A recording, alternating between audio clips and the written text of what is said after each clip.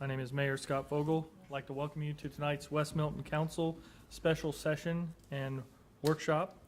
Tonight is October 24th, 2017, 7:30 p.m. If you could, please stand with me for the Pledge of Allegiance and remain standing for the invocation by Councilwoman Kopp. I pledge allegiance to the flag of the United States of America and to the republic for which it stands, one nation, under God, indivisible, with liberty and justice for all. Dear Heavenly Father, we just thank you so much for this council here and just for our wonderful town of West Milton. Lord, we just pray for this meeting tonight and that you would bless this meeting. Just help us to make wise decisions and just continue to be with us. And we just thank you so much for everyone that you've brought tonight. And amen. Amen. Short and sweet. Thank you, Councilwoman Kopp. Yes. All right. I'd like to call the meeting to order. Roll call, please. Mayor Vogel? Here. Hurst? Here. Cobb? Here. Miller? Here. Rudy? Here. Dorman? Here. And Tinnerman. Here. Thank you. All right. The first point of agenda for tonight's meeting is a public hearing for the creation of the Stillwater Crossings New Community Authority, CM 17-30, resolution creating the NCA.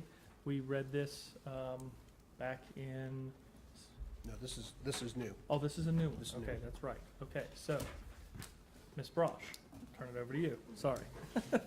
Forgot it's new. Yeah, it's very similar, but it's a little different. Sorry. It's a resolution determining that the establishment of the Stillwater Crossing New Community Authority will be conducive to the public safety, convenience, and welfare, and is intended to result in the development of a new community and declaring the new community authority to be organized as a body politic and corporate, and defining the boundary of the new community district. Whereas the Stillwater Crossings LLC, the developer, plans to develop an approximately 97.081 acre site located within the municipal corporate boundaries of the municipality of West Milton, Ohio. The municipality with 140,000 square feet of senior care facilities, 109,500 square feet of senior residential facilities, 22,000 square feet of medical facilities, 23,500 square feet of retail facilities, and approximately 133 single-family residential homes, known as the development. And whereas on September 8th, 2017, the developer submitted to the council of the municipality, known as the council, pursuant to revised code section 349.03, a petition for establishment of the Stillwater Crossings New Community Authority under chapter 349 of the Ohio Revised Code, known as the petition, as now on file with the council. And whereas the Stillwater Crossings New Community District, as described in the petition, is located entirely within the municipal corporate boundaries of the municipality, a municipal corporation, and this council, as the legislative authority of the municipality, is therefore the organizational board of commissioners for purposes of the petition. And whereas on July 10th, 2017, pursuant to revised code section 349.03, this council adopted its resolution number 17-28 and determined that the petition is sufficient and complies with the requirements of revised code section 349.03 in form and substance. And whereas under revised code section 349.03, this council held a public hearing on the petition on October 24th, 2017, notice of which was published as required in revised code section 349.03, and the date of which hearing is not more than 30 nor more than 45 days after the filing date of the petition. And whereas this council has determined that the petition will be conducive to the public health, safety, convenience, and welfare, and is intended to result in the development of a new community. Now therefore, be it resolved by the Council of the Municipality of West Milton, Ohio, that Section 1, approval of petition. The petition is hereby accepted and shall be recorded along with this resolution in the Journal of this Council as the Organizational Board of Commissioners for the purposes of Revised Code Chapter 349. Council hereby determines that the Stillwater Crossings New Community Authority will be conducive to the public health, safety, convenience, and welfare, and is intended to result in the development of a new community as defined in Revised Code Section 349.01A. Pursuant to the petition, the Stillwater Crossings New Community Authority is hereby organized as a body politic and corporate, with the corporate name designated in the petition. that the name being the Stillwater Crossings New Community Authority, and the boundaries of the Stillwater Crossings New Community District are established as the boundaries described in the petition.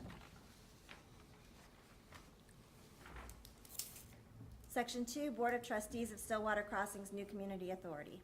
The Board of Trustees of the Stillwater Crossings New Community Authority shall be comprised of 7 members selected and appointed as provided in the petition. Pursuant to Revised Code Section 349.04, there shall be posted for each member of the Board of Trustees a bond in the amount of $10,000 for the faithful performance of his or her duties. The bond shall be with a company authorized to conduct business within the state of Ohio as a surety and shall be deposited with and preserved by the municipal clerk. Section 3, Appointments to Board of Trustees. As provided in the petition, this council is entitled to appoint 3 citizen members and 1 representative of local government to the Board of Trustees of the Stillwater Crossings New Community Authority. Under that authority, the council hereby appoints Mayor Council members Scott Fogel and Tony Hughes to serve initial 1-year terms on the Board of Trustees, and Vicki Bly to serve a 2-year term on the Board of Trustees, all as citizen members of the Board of Trustees. The council further hereby appoints the municipal manager, Matthew Klein, to serve a 2-year term as a representative of local government on the Board of Trustees. Section 4, Open Meetings. This council finds and determines that all formal actions of this council and any of its committees concerning and relating to the passage of this resolution were taken in an open meeting of this council, and that all deliberations of this council and any of its committees that resulted in those formal actions were in meetings open to the public, all in compliance with the law, including RC Section 121.22. Section 5, this resolution shall be effective from and after the earliest time provided by law. Thank you, Ms. Brosh. All right, any questions from anyone on council at this time? Just real quick, in section 2, can you explain what the bond for each member of the Board of Trustees is for? Why don't we open up the public hearing, and I think some of those questions can all be answered, if that's okay? Okay, that sounds great. We'll turn things over to you so you can introduce Caleb and Okay. go from there. So we'll open the public hearing that's required to create the NCA. And tonight, we've invited Caleb Bell from Bricker, who also represents us in this Stillwater development. And if it's all right, Caleb, turn it over to you, and we'll conduct the public hearing. Public hearing will have a presentation by Caleb, and then we'll open up for council questions and then public questions. And then we go back to council action on the resolution. Sure, thank you, Matt. So yes, I think Matt's described the purpose of this evening's action is to determine substantively whether this NCA is proper and in the best interest of the village. Procedurally, we had the earlier action where the petition was reviewed and it checked the boxes in the statute, but now it's really up to council to hear from the community about whether this NCA, is in the best interest of the village, and for you all to take an action to determine that up or down. So the revised code certainly provides for ample public comment, and that's what the purpose of the hearing is. I think it's probably a good idea to address council questions from where I'm at, and then I would say let's turn it open to the public to have folks provide their input. But Councilman Tinnerman, you had a question. It was about section 2. Yeah, if you were doing more presentation, I can wait. It's okay. We can, yeah, we can get questions. Just wanted a clarification with mention that a bond would be posted for each member of the Board of Trustees in the Yes. amount of $10,000. So Yes. what's the purpose of that? And Yeah, so that's a public official bond. It is much like a bond that's posted for a fiscal officer or the county auditor has to post a bond.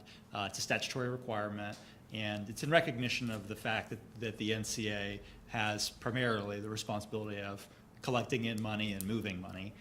So each of the members of the board of that NCA are required to have that bond posted. The bond is essentially an insurance policy, and the premiums on those are not significant. It is a development cost, and it will be paid by the development, but those premiums typically run for an entire board, maybe $1,200 a year. So it's a fairly nominal premium for the insurance coverage that's mandated by statute. Is that something that helps protect them for the decisions that they make? It protects it's a requirement that they post the bond, Okay. but it's really protecting the public. It's protecting the public's interest. If that official were to do something incorrect in the course of their duties, the bond can be, pulled, or the bond can be activated to pay the liability associated with that official's action. Okay. Other thoughts or questions from council? If you could just, Caleb, if you could just explain again, what's the real purpose for the creation of the new community authority within the Stillwater development? So we can just kind of go over that one more time. Of course. So since it's televised and the public and the audience will understand exactly what the purpose is, what we'll be doing at the meetings, that type of thing. Of Just course. a quick snapshot. Yes, Mayor Fogel, of course. Again, the purpose of the creation of a new community authority in a new development is to provide a mechanism to collect a property tax assessment called a community development charge from the properties within that development. As we all know, new development typically requires new infrastructure. There's ground that existed in its current form, but in order for it to be transformed for people to live and work there, there's a lot of activity that goes on. And the community charge is a mechanism to create a funding stream to pay for the infrastructure expenses associated with development. And in this particular case, the ground within the village is already subject to certain property tax abatements. And so those property tax abatements they're taking away the regular property taxes that would be paid by new development. That's through the Community Reinvestment Area Abatement Program. And what the new community authority is doing is really putting that tax back on. And it's putting that tax back on as a way to pay for the infrastructure associated with the development. So it's almost like we're rewriting the system of property taxation with respect to this particular ground, and the public purpose for that is the payment of the infrastructure expense. The parks, the sewer and water infrastructure, the road connections that are all necessary to really create this element of the community as a functioning part of the overall community. The General Assembly years ago acknowledged that that having the municipality in general bear that burden is not necessarily the best public purpose, but not necessarily the best public policy. It's oftentimes best when the new development pays for itself. And so this mechanism is a way in which to cause the new development to essentially tax itself and redivert those taxes onto the infrastructure expense associated with the development. Very good. Thank you. Any other questions from anyone else on council? I just wanted you to clarify, and I believe I understand this correctly, but again, kind of for the audience as well. Their authority lies just within the development that is being created and not any further than that. I just want to ease anyone's fears that might think that there's a additional taxing authority that has any type of authority over the rest of town. Of course, very good question. It does come up an awful lot. No, there's no power of this board beyond the four corners of the ground that it's covering. And so it's very important to understand that. The board also has, as its organizational board of commissioners, as a statutory framework, it's this village council. So council appoints the board members to this board, the majority of the board members of this board. So there are certainly checks and balances in place to ensure that the government and the public representatives are really the ones responsible for this authority serving just this territory, and really it has no power over any other part of the village. You just brought up something and it kind of spurred a question. You said that we appoint the members of the board, and I recall some of the other meetings that we've had that we talked about those would kind of we would stop participating as council members on the board, and as the community developed, it would be community members Yes. that would then make up the board. We're still going to appoint those from that development, though, is that correct? So you are correct that over time, the development residents will ultimately serve on the board of this authority. In order to form the board, since there's no residents, Right. council makes the initial appointments. And you heard that they were staggered in the ordinance. There's some of them that are 1 year, others that are 2, and that's perfectly fine. That is your prerogative to do so. What will happen is, as the development builds out and residents begin to live there, the population threshold for the development begins to be satisfied. And as you reach various hurdles, to satisfy that full estimated population, more of the board is elected from the people who live there, and less of it is appointed by council. So it's just kind of shifting off the public appointees and shifting on citizen elected members. So it kind of depends about where you're at in that process, whether council will still have responsibility to appoint. But over time, if it builds out in a few years, then that area a moment in time will pass when council will say, we're no longer appointing anymore because the conditions have been satisfied for the residents to appoint their own members. So it functions much like a HOA in that respect, where the homeowners of that community will have a say on the board that's governing that area. The point here, though, is that it's very limited government. All they're doing is, basically imposing a tax within certain parameters, collecting it and sending it to the lender who's, made the infrastructure available. So. Thank you. No comments from the cheap seats, so I will sit down then, and I would say, Mr. Klein, if we'd have public representation. Okay. All right. We'll open the floor now to the public for any questions that you might have in reference to the establishment of the new community authority within the Stillwater Crossings. If you have any questions, please come to the podium. Announce your name and where you live, and we'll go from there. Okay, looks like we have no other questions. So, Manager Klein, do you have any? You'll just need to declare the public hearing closed. Okay, all right, And then go back to entertaining, then start the motions for Right. the resolution. gotcha. Okay, at this time, if there are no other questions, we'll go ahead and close the public hearing for the creation of the Stillwater Crossings New Community Authority. And we will move on to entertain a motion for Resolution CM 17-30. Mr. Mayor, I make a motion to accept CM-1730 as read. Second? Roll call, please. Hurst. Yes. Powell. Yes. Miller. Yes. Rudy. Yes. Dorman. Yes. Kenneth. Yes. Yes. Okay, we have one additional piece of legislation on the agenda tonight. It's House Bill 49, Centralized Collection of Municipal Income Tax. CM 17-31, a resolution to join the class action lawsuit. And before we read that, usually we open up the floor that if anybody in the audience has any questions or comments in reference to this legislation, please stand and address those at this time. Okay, seeing none, Ms. Brosh, over to you.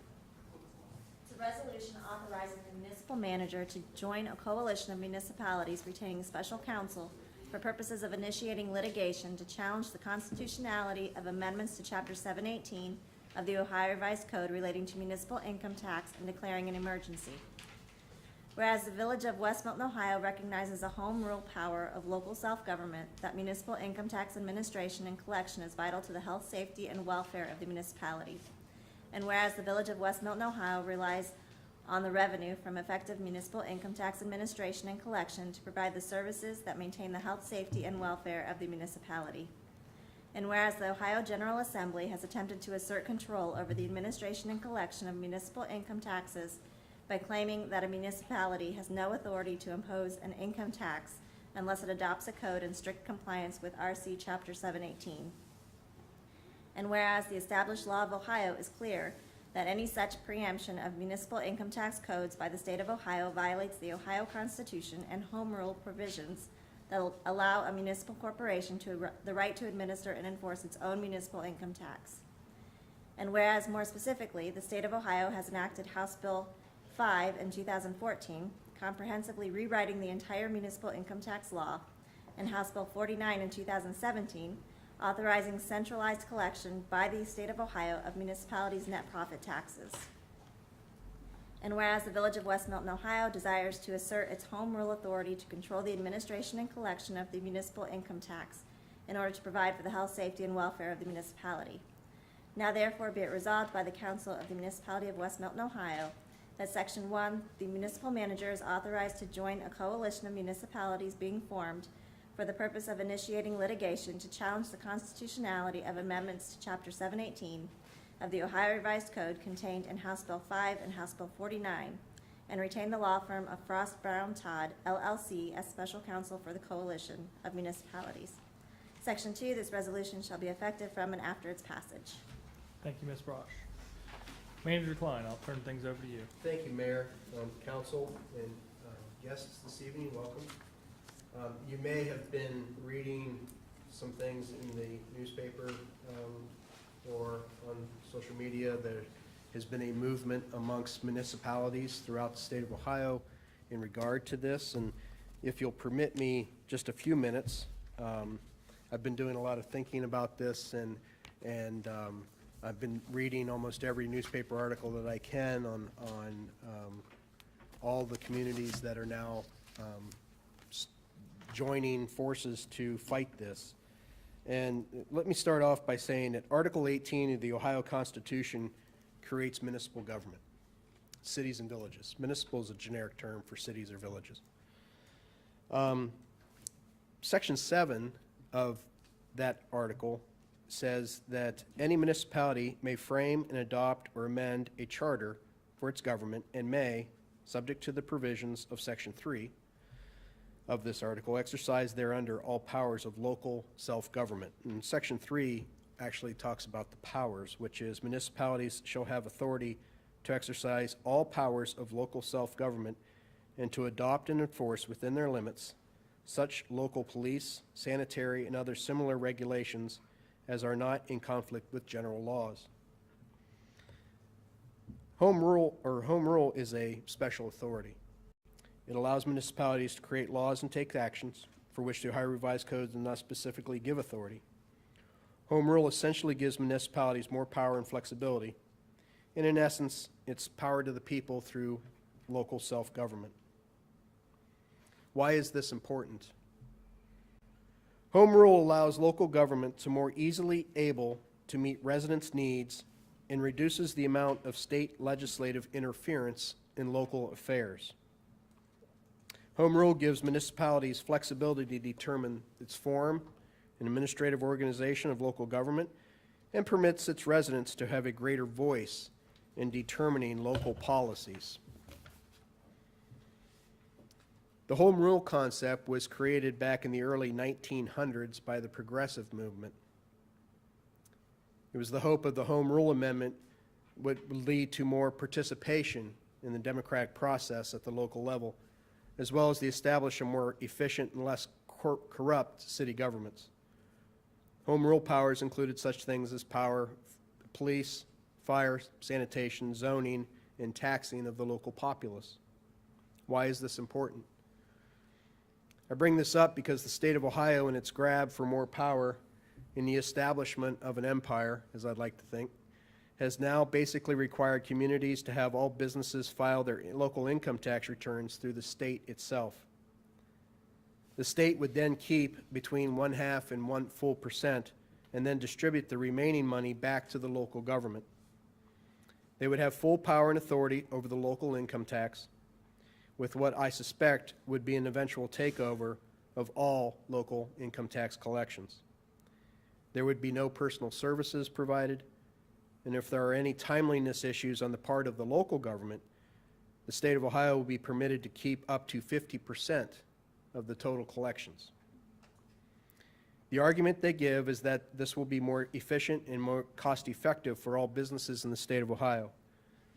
And I'm not here tonight to argue with them on whether it is or not. The fact of the matter is that the state of Ohio is again stepping all over local government authority. You have to know a little bit about me. When I grew up, well, there's a quote that's been attributed to many different people, and that is, "That which governs least governs best." Quite frankly, it really doesn't matter who said that first. This sentiment has been a continuing belief in the American landscape of politics for the length of the existence of our country. The most recent politician that I can recall sharing this belief was the 40th President of the United States, Ronald Reagan. He combined "that which governs least governs best" with the sentiment of a French term you may have heard of called laissez-faire, which in basic translation means "leave it to us" or "let us do it." Now, if you give me just a second, give me my little political science geek on here. You have to excuse me, but if you couldn't tell, my juices get flowing a bit on this stuff. I've always had an interest in politics and governing, and it started around my parents' dinner table. I grew up in Northeast Ohio, and where I grew up, that was during when I was growing up, was a transition of the old-time FDR Democrats were switching over to the Reagan Republicans. And during this era, the governing least, governing best belief meant that there should be less large government and more pushing those responsibilities down to the more local level. Thus, one can only conclude that the most significant governing body would be that of a village council. And in reality, in my argument, the local government is by far the most important governing body in anybody's daily life. I would think that unless you have a loved one fighting overseas, there is little to no daily federal or state effect on your life. However, if you flushed a toilet today, or took a shower, or in some cases flipped on a light switch, drove on a street to go to work, walked on a sidewalk, pushed your child on the swing at the playground, perhaps maybe someone needed to call 911 for police or fire or EMS, or they came in simply to pay their water bill or to put up a shed in their backyard, then the local government had some sort of an important touch on your life. Currently, House Bill 49 is a direct violation of our self-governing ability, and it needs to be stopped. Resolution CM 1731 authorizes the village to join with over 200 local governments around the state of Ohio in a class action style lawsuit to stop this law and to return our local municipal home rule powers back to where they belong. In discussing this with our law director, we feel strongly that we should join the fight. There is a cost. It's $1,000. You may have read in today's paper, the Village of Covington met yesterday, and they joined the fight. City of Troy has, or will. I've got confirmation from the City of Tip and also the City of Piqua. And both Lene and I feel strongly that something needs to stop from Columbus, and we feel that we should join in the fight along with all the other communities. Very good. Thank you. Thank you for the detailed information and explanation. That was very good. Any comments from council in reference to this resolution? Okay. Go ahead. I'm completely on board with this. I think that it's stepping on our toes as a community to be able to act, and I kind of take it as an affront that they would like to keep some of the money that should come back to our community that the people who work here that contribute to the community are expecting for the money to come back here, and it's just, even if it's 1%, it doesn't sound like much, but it is. That's money that belongs here in the community. So I've read so many articles, and it's estimated that all local businesses throughout the state of Ohio pay in excess of $600 million in local taxes. So do the math. Yeah. What's 1%? Starts to add up. yes. Thank you.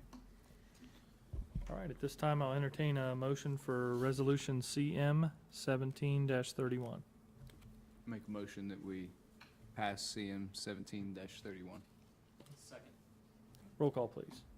Hurst, Yes. Scott, Yes. Miller, Yes. Rudy, Yes. Mormon, Yes.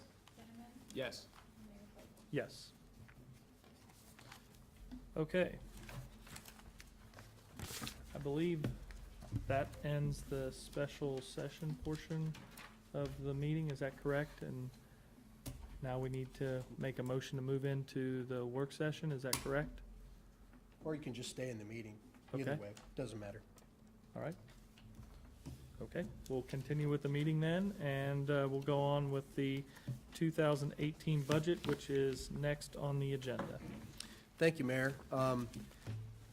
In your packets, you should have had what should have been a third draft. We had couple meetings with the Budget Committee, which at one time or another included most everybody in council, so this meeting's really for Jason, and also Jason. That Jason. There's actually going to be two things starting. We have submitted a budget to you for this evening, but there's also a reappropriation for 2017, which cleans up everything. And if that's okay, you should have been included notes as to what the reappropriations would be.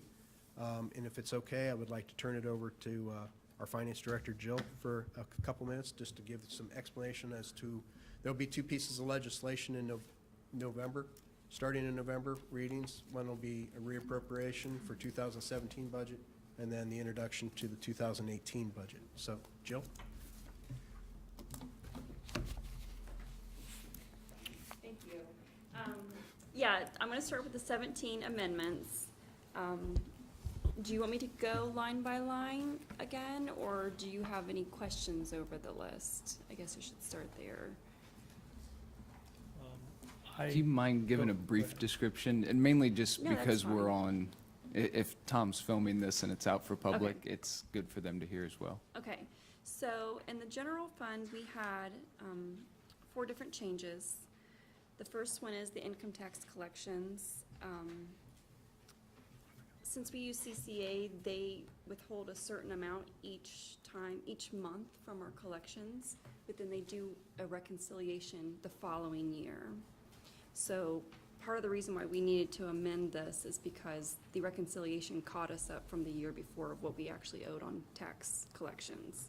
And also, we are receiving higher than estimated revenues due to the fact that we're getting more revenues in. So, and also we got rid of the credit for other taxpayers that are paying to other communities. The personal services is just a really minor adjustment.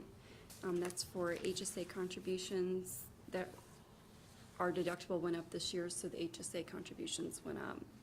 And then we also had some vacation time that was cashed in that kind of took us over.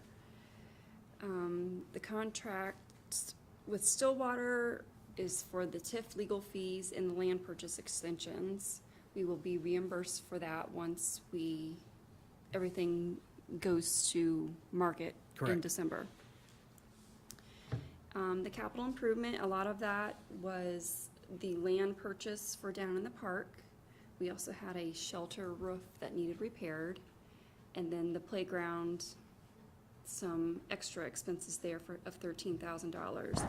We will receive $73,000 back from the OPWC grant for the land purchase. The street The Forest Avenue project went over by 14,000, so we had to make an amendment there. The next one down, the water capital, that's for the North Tower refurb. That's basically an in and out transaction, so there will be revenues that offset that 308. on the This year expenditure or? side. This in year. next- Okay. That'll be this year. The sewer capital is for the sewer line extensions that we did out on, is it Donna Jane? Donna Jane and 48, right? Okay. And then the refuse collection, we were just running just a tad bit tight in that fund, so I decided to add a little bit more in it for some cushion. The water, for census support, we pay for software support for our water meter system, for the cloud, for the meters themselves. And for some reason, it went up this year by almost $4,000. That's split between water and sewer. I have contacted them to figure out why it went up so much, and I still haven't heard a response back from them. So I will follow up. We may or may not use that, depending on what they come back with their answer. In water and sewer, there's also some contract services for, when the billing clerk was out of the office, we had to have someone come in and cover her part-time. And then the water model study, obviously, they're doing that this year, and I don't know, that will be done this year, correct, Matt? It'll be finished. It's supposed to be finished this year, yes. Okay. And then hydrant maintenance, we needed to replace 4 hydrants. And then I do believe Ben also has another adjustment to the 17 that's not on the list, and it was for something they discovered at the tower. I waited for Jill to print this before I came up with this. You did that on purpose, yeah. Tim's been with the contractor at the North Water Tower. He's been out there a lot. I know Steve's been helping too, because Tim's actually been working on leak detection. He was working on hydrant flushing, so hats off to them guys, especially Tim, for all the hours he's been putting in. The tower looks excellent right now, primed. It looks better primed than it did prior to the work beginning. That gives you some idea where we're at. The issue we had is both valves are shut down going to the hydrant. The altitude valve is not operating properly. We're going back several years from when that was replaced. We actually will replace it ourselves, however, we need to acquire the valve. I scrambled to get pricing from where we purchased it previously, and I've also reached out to some other suppliers to see if they can get us a compatible valve, so I can try to get three prices, but it will be in the $8,000 to $9,000 range. 8 probably more realistic. I would know more, but I haven't had a chance to show Tim these numbers. They came in after he left today, and me and Tim and Matt actually have a meeting in the morning. We'll be talking to Tim about that in the morning. So it's an altitude valve. It basically controls the tower from overflowing. That is the first tower that gets water. That's the first tower that overflows, and it's a necessity. Otherwise, we have water pouring out of the overflow of that tower. So by us putting it in ourselves, will save us some money. It's not too terrible to put in ourselves, so Okay. sorry about that late addition. Okay. So that's the 17 amendments. If you look at the bottom of that page, you'll see that the reimbursements for the tower, the TIF, and the parkland purchases actually nets out to the amendments listed there. Do you have any questions? No? Okay. Just so council knows, I did talk to Matt earlier today. He did find out that the logo will be put on the water tower. You want to? Yeah, as we've had discussions over the last several weeks about putting the logo on the tower instead of just the block, West Milton, I finally received a price.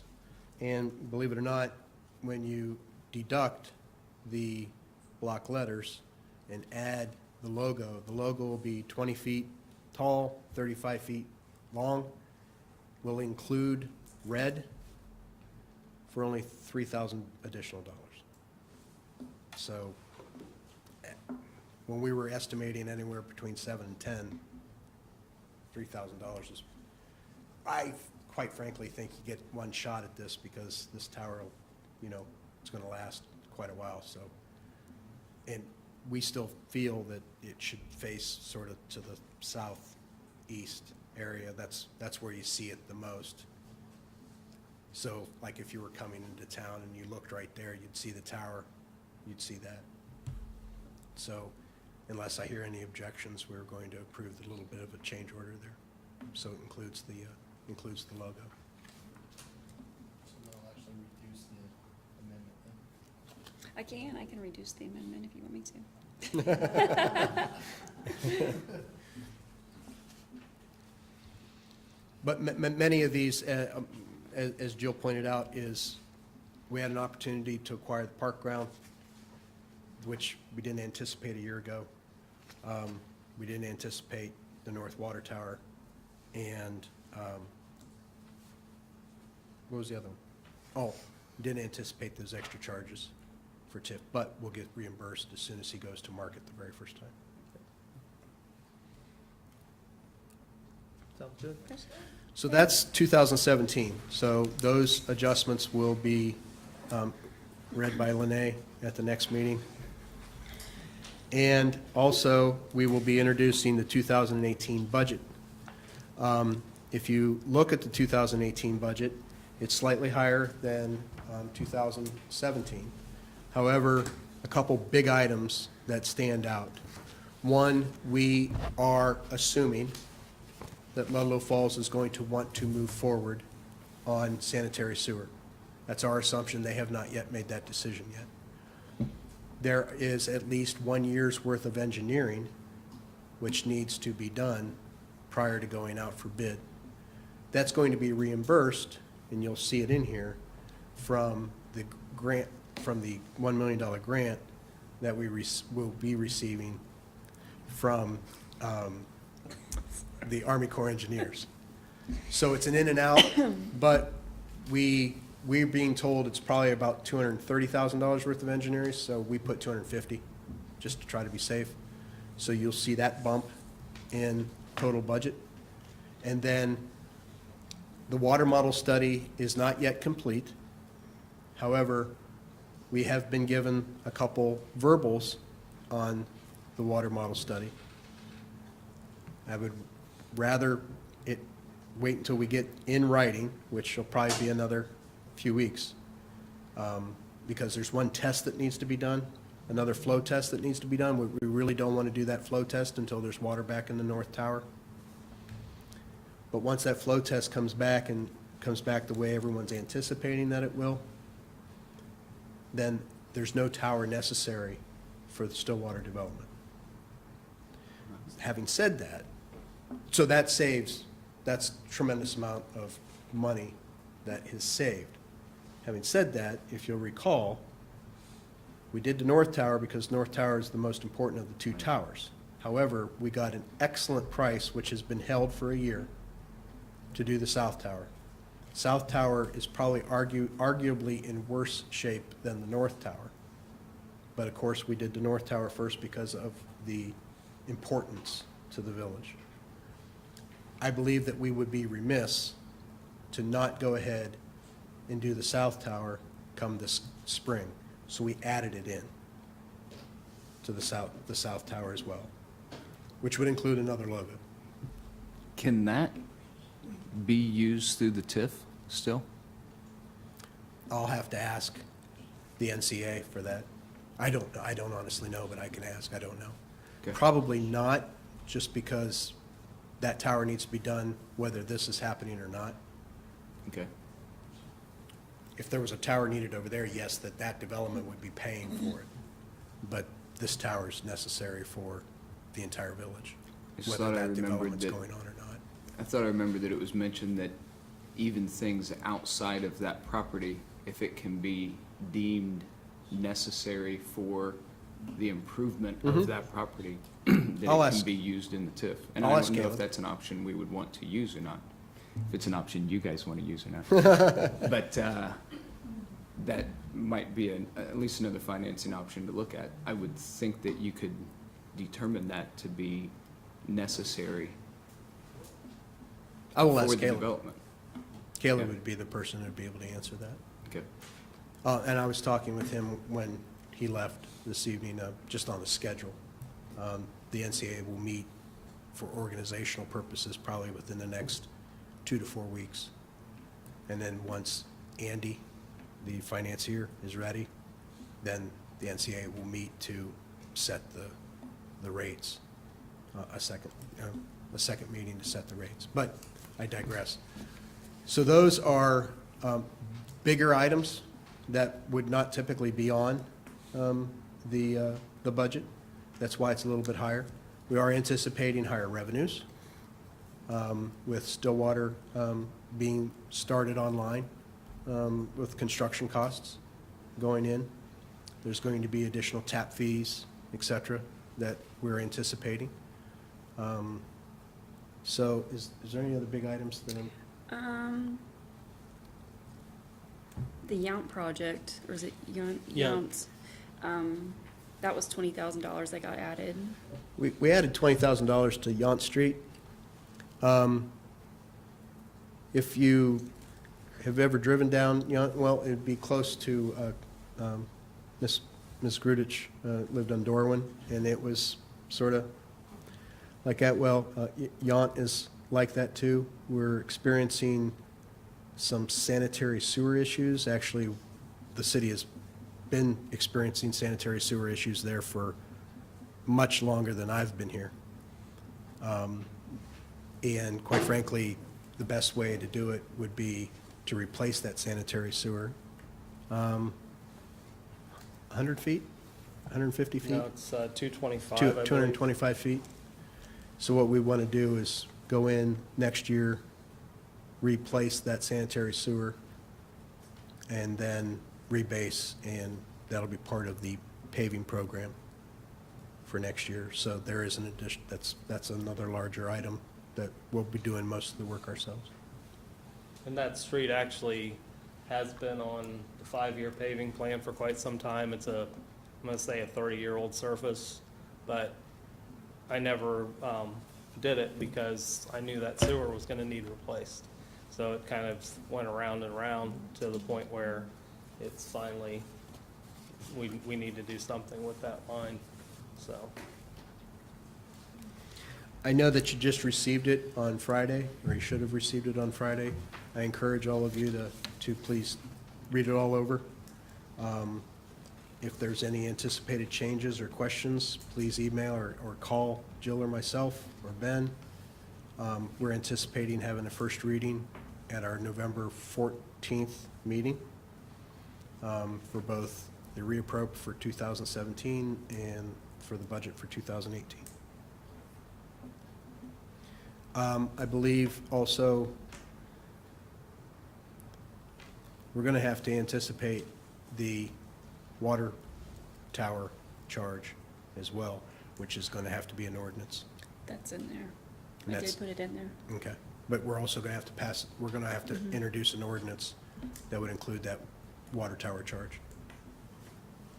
That would be effective starting January, yeah, That's for the south tower, well, for the north and south. north and south, okay. And what, did we figure out yet what the amount will be that will have to be increased? Not on yet, the- no.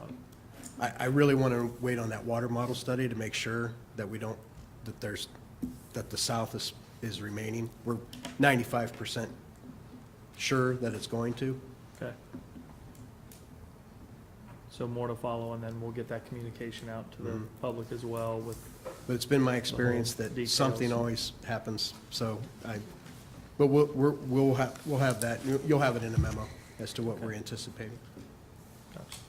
And just so the public and the audience knows, one of the things that Matt mentioned at the beginning, about 3 years ago, we formed a budget committee, and the budget committee involved 3 council members as well as all the department heads within the village. And we sit down and brainstorm and go through line by line by line, the budget. And we had 2 meetings, one in September and one in October. And this year, it ended up being that, I think there was 5 of us council members, or 4 at times, that were involved in the budget review, budget meeting. So it was very good because it's a hands-on, close-eye look at the budget in fine detail, where we're all involved, talking as a group and going through it. So it's been very beneficial over the years when this was instituted, and I think it's a great deal. And it's very beneficial too for all the taxpayers and the people within the village, because we do a deep dive of the budget overall and talk about everything. We spent, I think, 2.5 hours the first night and about 2 hours the second night as well, so. The one thing I will say is that the staff has done an excellent job.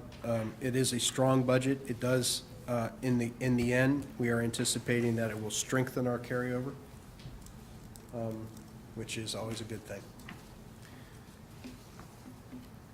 Scott, can I add something to and I agree with your comment on the budget committee. I just want to throw out that we are still abiding by the charter in the sense that council is still ultimately passing that Yes. budget. It's Correct. really a secondary step or an extra step for more detailed information.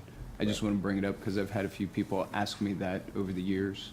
And I feel that we're still abiding by that charter because it's still approved by council as a whole. Yeah, thanks for the clarification, that's good. I remember when I was the proponent for forming the committee. It really gets council deep into the weeds, so to speak. You are the fiduciary responsibility.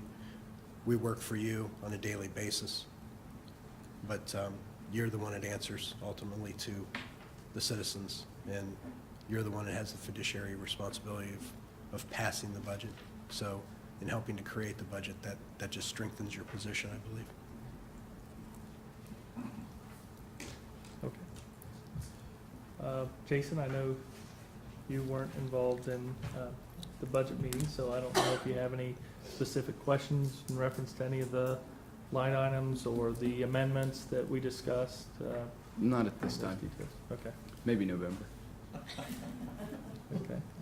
Sarah, I think, I wasn't there. yeah, I don't, No, I just know that our town does a really great job of trying to save and be smart with our money. I was really impressed last year when I was on the committee how, we're pretty frugal with what we have, and everybody does a really good job with it, so, yeah, I think it looks good. anything else with the budget? I think With the budget, no. We'll have both ordinances ready to go here in another week. I think we still do need to talk about, because we were gonna involve that with all of council, about the fire truck and what we found Oh, out. yes, I'm sorry. Yes, What we yes, found yes. out since then, so I don't know if we wanna turn Keith- things over to Keith, Keith and did Denny. you get a chance since the last meeting to Yes, find? Cherokee Township truck is off the board, Is off the board? yes. It's been sold already? It's about to go, they're trying to get delivered along. It's actually up at, the KB factory right now, being repaired again. Ah. It's been on 6 structure fires since they had it in 2014. It's been out of service, so they would not recommend us buying it. They're trying to get the factory to take it back. The township itself has told you not to Yes. buy it? Yes. The chief. Okay. They're trying to get the fire truck manufacturer to take the truck back. FEMA has agreed to work with them since it was purchased on a FEMA grant. So, let's stay away from it. Well, knowing that now, the committee as a whole, right now, what we did at the last meeting was we put in the regular $25,000 for a new truck for the future, but we were talking about if that's not going to be an option, do you want to do a little something higher? Because, Jason and Sarah, just so you know, we talked, we had a long, lengthy discussion about the need of, a new truck. This new truck would be a ladder truck, it would replace engine 2, It replaced Tower 15. Tower 15, and then what was the other one? Wasn't there another engine that it would possibly replace as well? Or you're talking? Possibly, but I'm rethinking that one. Okay. So they're looking at replacing the ladder truck and with something newer. So we came up with some, that we were provided a quote and with the total cost of equipment and a down payment and then what the annual payment would be for 10 years. And so we're just trying to map out, because of everything that we have coming forward this year, we just didn't know if it was really an option to move forward with this year and take some more time to either look for a used truck, look at possibly refurbing the engine that we currently have. I think we have 228K right now Yes. saved, or close to 3 that we have. We'll have 295 at the end of this year, We'll have projected. 295 at the end of this year, end of next year. End of this year. End of this year, we'll have 295. Right.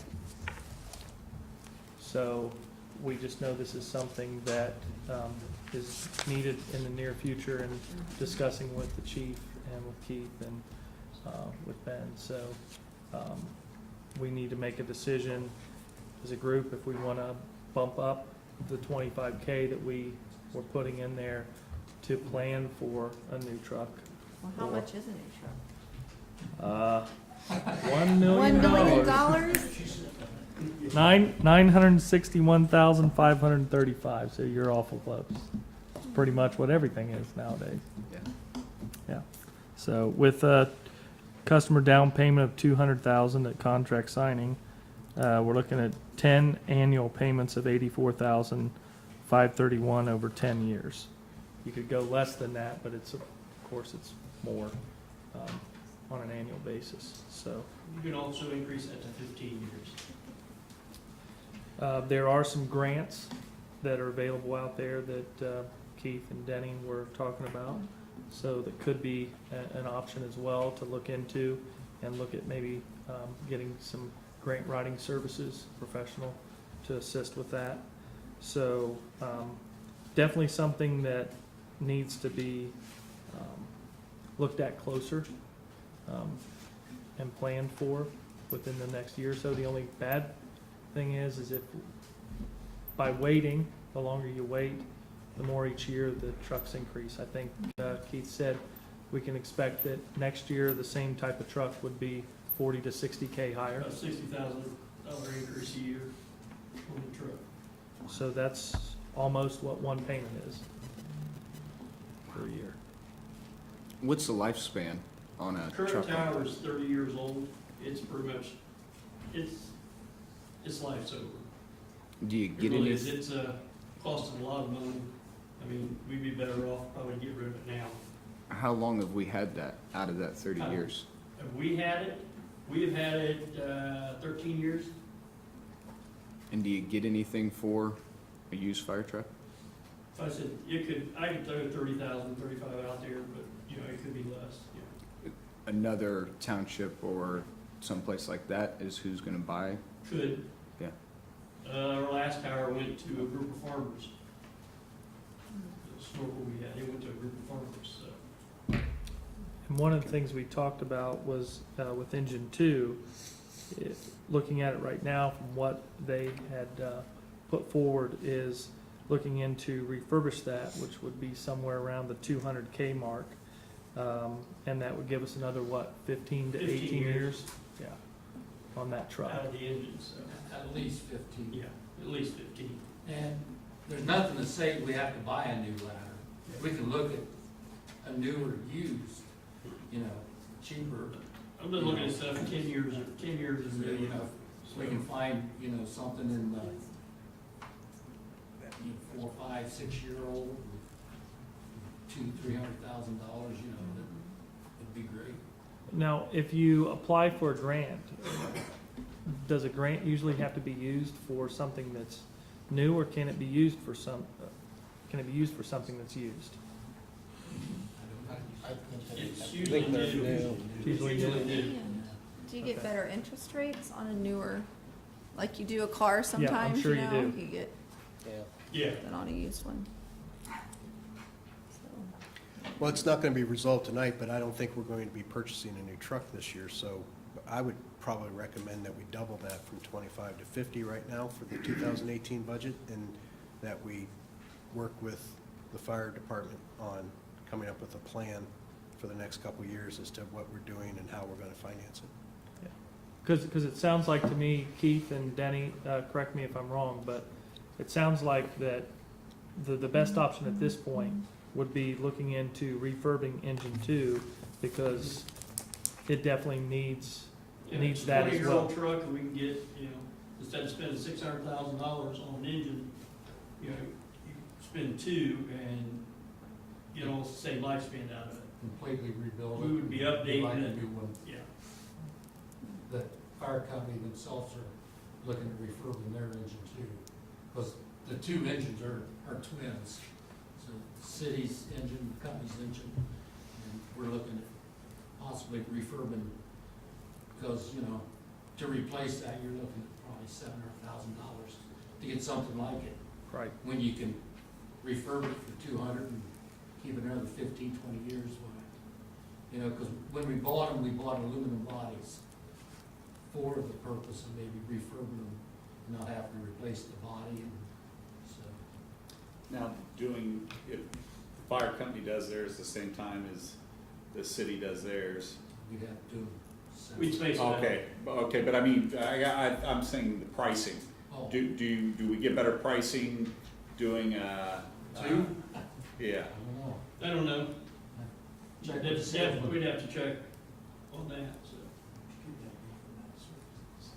So I would say at this point, to look at that in the coming year, in possibly 2018, we would definitely want to see some type of a firm quote on what we're looking at, so that we can evaluate that, because we would definitely want to get that in the next couple of months, if that's something that we definitely want to move forward with the refurb of engine 2, to at least get that moving. And then, like Matt said, if we bump up the 25K to 50K for future truck, then Continue to work on the grant. continue to work on a used or a grant or what have you, that at least buys us some time with that, I think. What does the rest of council think? makes sense. now with the money that comes back in after the first disbursement on the development, that money just goes back into the General fund. general fund, Mm-hmm.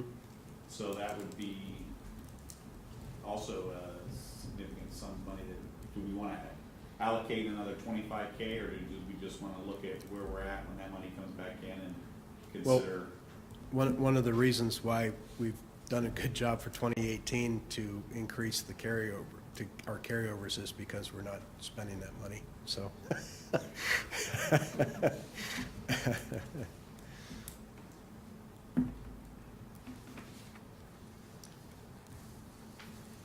Okay. Is it best just to make these changes at the November meeting when we read it? We'll just add it, we'll add it, so you'll get a fresh copy of the Okay. budget. So 50? 50. I mean, put 50, okay, Everybody's in agreement with that, right? okay. Okay. Just a few general updates, nothing. I think there was Oh, I'm one other sorry. thing with the budget, and that was, we normally talk about this as well during the same time, is the pay increase. Oh, sorry, yes, forgot all about it. So, I don't know, Jill, if you want to explain Yeah, what that is. That was included in our packet as well for the 2018 Yeah. payroll comparison. so, the 2017 budget numbers are in there. And then I did a 2018 with no increase and a 2018 estimate with a 2.5% increase. And the reason why there are differences between 17 and 18 is, a big part of it is just hiring a new officer and the benefits that come with hiring that officer. But the true difference with the 2.5% increase is $23,639. So we discussed it at the budget committee meeting about whether or not to keep it in. The budget that you have right now has the 2.5% increase in it. So if you want to move forward with that, then you won't have to do anything. If you want me to remove it, then the budget would be reduced by the $23,639. So the increase across the board is $23,639 for a 2.5% increase. I think that during the committee meetings, we had talked it over as the group and kind of was leaning towards the 2.5, just because of I think the employees deserve it, but it's not that big of a. Continue to save us that money over They and save over us that, again. Exactly. They deserve it. Thank you. I did want to point out also that there is a higher amount between 17 and 18, also because we do have a new zoning Correct. enforcement officer Mm-hmm. who, the position right now is part-time. Depending on how the development goes, that position may move to a full-time. So that's also in the budget, is to move her to a full-time position I as forgot well. we wanted to explain that to Sarah and Yeah, I knew Jason that as was in well, the so I didn't know works. if you knew that or not. Okay. Okay. And it's going to be overseeing some of the things that go on in the development, right? Correct, that's right. Shouldn't they maybe kick in some extra for that? I mean, if it's going to be overseeing what they're doing. I Possibly. could ask. Yeah. A little cost sharing. Anything that could help us out? Yes, I think that's something Matt can definitely check on. Mm-hmm. Very good. And that's not a definite, that's just planning for it? That's That's correct, it's just planning for it, yeah. Because that's one of the questions we asked when we were going through the budget, and I specifically asked that when we were talking. Has that already been worked out, or a new job description, what have you, and that has not yet, because we have to see what transpires with the development. Okay. So it will be down the road. As far as pay increase, I'm on board with that as well. Me too. Okay. All right. Okay, I think next on the agenda is general updates. So Ju- turn that over to Matt. Just a couple items. I'm not sure if Ben had any for this evening? I don't think so. Okay. I just been keeping you abreast of works proceeding on Forest Avenue. They're tearing all the stumps out today, getting all the land cleared off, ready to go. We're still anticipating probably another 2 or 3 weeks worth of work there.